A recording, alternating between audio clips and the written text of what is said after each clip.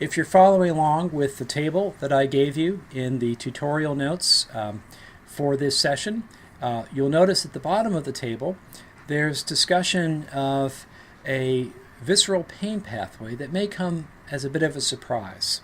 So I want to conclude this brief session talking about visceral pain. Well, visceral pain is derived from A delta and C fibers that are innervating the viscera, and such fibers exist throughout all of the body's viscera. And the central processes of these axons for the postcranial body, for example, enter the spinal cord, synapse in the dorsal horn, and give rise then to signals that arise in the anterolateral pathway. Well, that's been what had been understood for many, many years about visceral pain. But more recently, some very careful neuroanatomical studies in animal models, and more recently some physiological studies in animal models, and even some studies done in people have shown that there's an additional pathway that runs not in the anterolateral system, but in the dorsal columns. So this is, I know, a bit of a problem for those of us who like to think that the dorsal columns are all about mechanosensation and the anterolateral system is where we find pain fibers. Now we have to admit that there is a small visceral pain component that runs in the dorsal columns.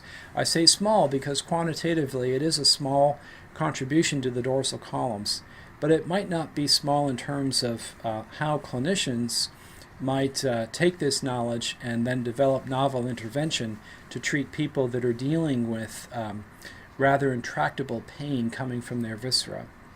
Well, here's what the pathway seems to look like as best we can understand it. The first order axons, dorsal root ganglion cells that send an axon in through the dorsal root entry zone, but they seem to make a synapse with second order neurons that reside right around the central canal region, this intermediate gray area of the spinal cord between the dorsal and the ventral horns. These second order neurons then give rise to an axon that enters the dorsal column and ascends to the dorsal column nuclei. And at that level there's a synaptic connection with dorsal column nuclei cells that then give rise to projections that seem to run along the path of the medial lemniscus. And they terminate in a part of the ventral posterior complex of the thalamus that sends input into the insular cortex. And as we'll see in a later session, the insular cortex serves as a bit of a somatic sensory cortex for the viscera. Well, this pathway, as I mentioned, has already had some clinical impact. There are patients that have intractable pain due to abdominal and pelvic floor cancers. And some of these patients have been treated effectively by making a very small neurosurgical lesion in the dorsal column area with the goal of cutting through these second order nociceptive fibers while preserving as much of the mechanosensory afferents as possible. At least one such patient that has been well publicized now received remarkable relief from his medically intractable cancer pain. And while his life was not extended by this procedure, the quality of his life was greatly improved. Well, we've yet to understand the full significance of this dorsal column visceral pain pathway, but it does raise some interesting questions. One phenomenon that ought to be mentioned at this juncture is the phenomenon of referred pain, and this is the idea that maybe there's some crosstalk somewhere in the pain system between the signals arising from the viscera and those that are arising from more peripheral structures in the body wall or the skin surfaces. Well, that site of crosstalk has traditionally been assumed to be the dorsal horn of the spinal cord, and indeed we believe that that is the case. But recognition of a visceral pain pathway, such as what I've just described, suggests that there may be other sites for crosstalk as well, such as the dorsal column nuclei, or perhaps even the ventral posterior complex of the thalamus itself. Well, should that be the case, then perhaps visceral pain patterns reflects the integration of visceral and somatic sensory nociceptive signals throughout the entire distribution of gray matter that receives this input in parallel. Well, further studies necessary to totally sort all that out, but it is worth just considering how pain is processed in parallel and when there might be opportunities for those parallel pathways to exchange information. And while visceral pain patterns are not really something that we attempt to treat, they're tremendously useful by allowing clinicians to have some insight into what might be the true source of pain. Obviously, if you have a patient that is complaining of left-sided arm and shoulder pain, one might consider the possibility that there may be a cardiac origin to that pain. And likewise, pain along the midline of the chest region associated with the sternum, or potentially encroaching upon the left side of the flank, might be related to some kind of acidic burning of the esophagus. So referred pain can be very useful from a clinical standpoint, and I hope this tutorial on the anatomy of the pain pathways has given you just a little bit more insight as to why these patterns might emerge.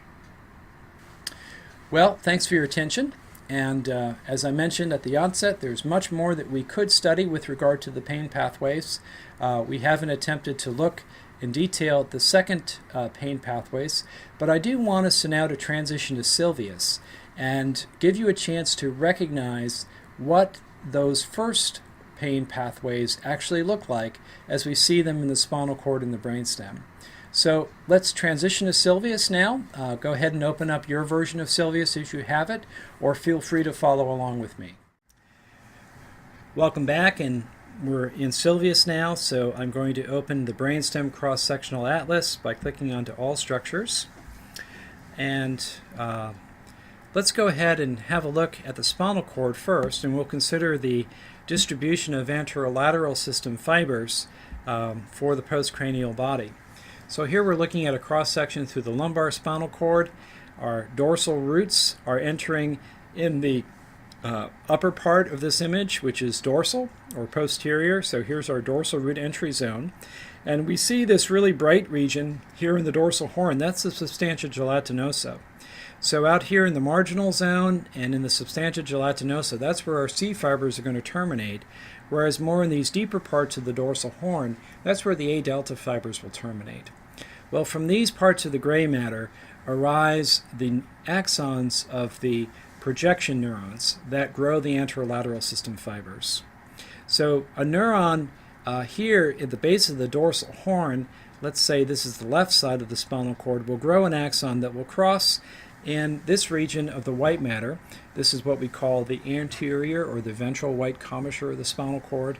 The axons grow across the midline and then enter the anterior and lateral part of the white matter here, just to the lateral margin of the ventral horn of the spinal cord. So this is now what we call the anterolateral system. So the axons in the anterolateral system over here on the right side of the image, those axons were grown by neurons that sit on the opposite side of the dorsal horn, and vice versa for these axons here. Now, while I have this anterolateral system selected in Sylvius, I'm simply going to now section up through the spinal cord, and you'll see that as we collect up more and more axons, this pathway grows in size. Now we're in the cervical cord, and we can see it occupies quite a bit of the white matter in this anterior and lateral region. As we enter the brainstem, you'll now be comfortable with the idea that additional structures are found that are not present in the spinal cord. Some of them occupy the ventral part of the brainstem, including structures like the inferior olivary nuclei out here. So our anterolateral fibers end up in a more of an intermediate position, but they're still far lateral. So we are now in the caudal medulla. As we ascend through the medulla, these axons sit more or less between the trigeminal region and the inferior olive, and eventually other components that occupy the basal or anterior region of the brainstem. So here's our spinal trigeminal system. We'll get back to that in just a moment. Here again is our inferior olivary nucleus, and right between the two is our anterolateral system. So let's continue to track the progression of these axons in the lateral part of the tegmentum.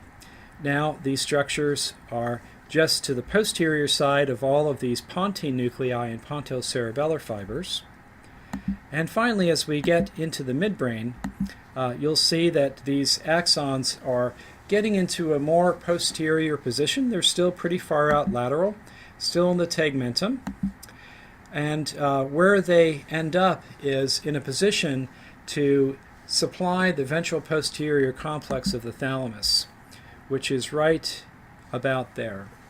So there's our ventral posterior lateral nucleus of the thalamus receiving input from these ascending axons from contralateral dorsal horn neurons.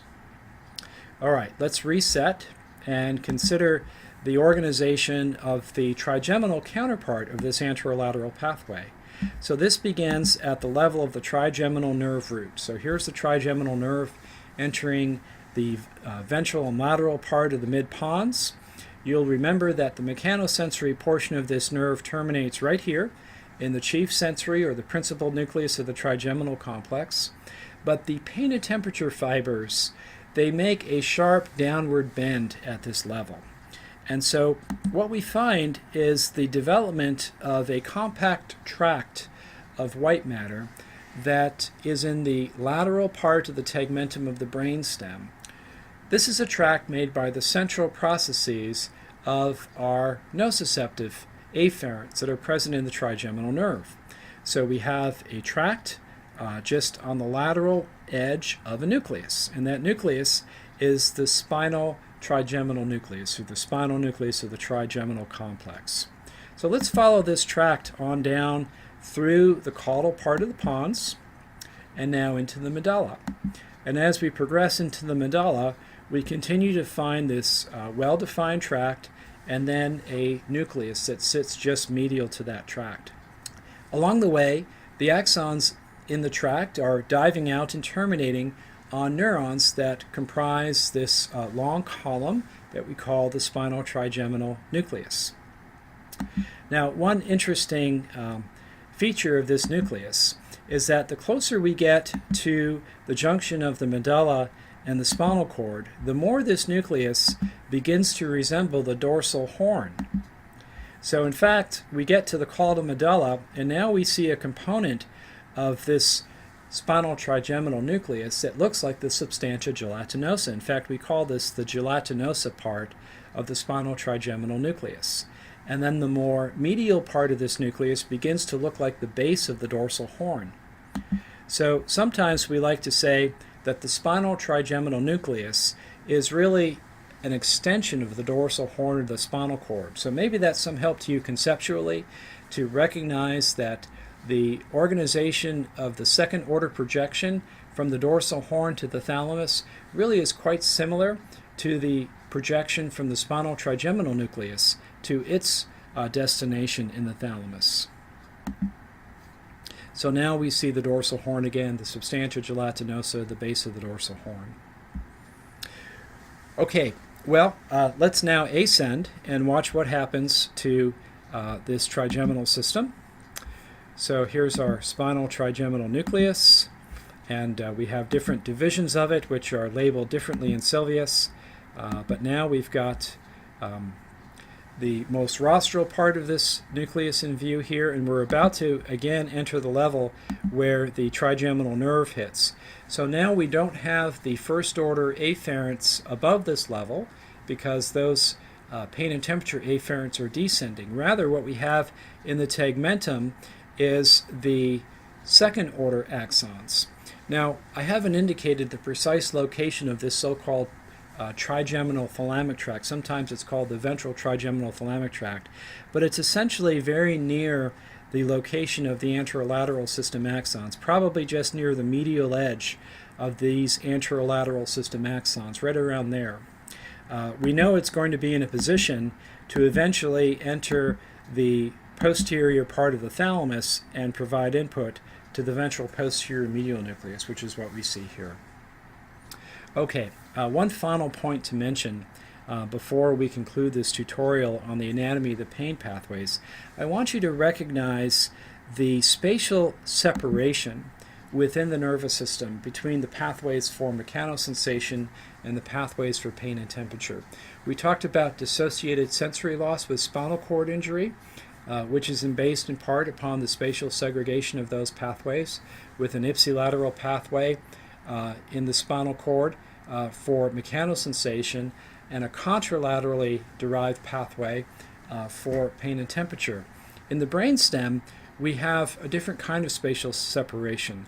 We have pain and temperature systems out here in the lateral tegmentum of the spinal cord, of the medulla, but near the midline of the medulla, we have a mechanosensory pathway, the medial lemniscus. We don't yet have the facial component because we're in the medulla, below the level of the trigeminal nerve. I say all this to make the following point. We will see patterns of strokes in patients that afflict just the medial part of the medulla, sparing the lateral part, or vice versa. We may see stroke patterns that affect the lateral part of the tegmentum, sparing the medial part. And you can imagine what kind of dissociations you might see in those patients.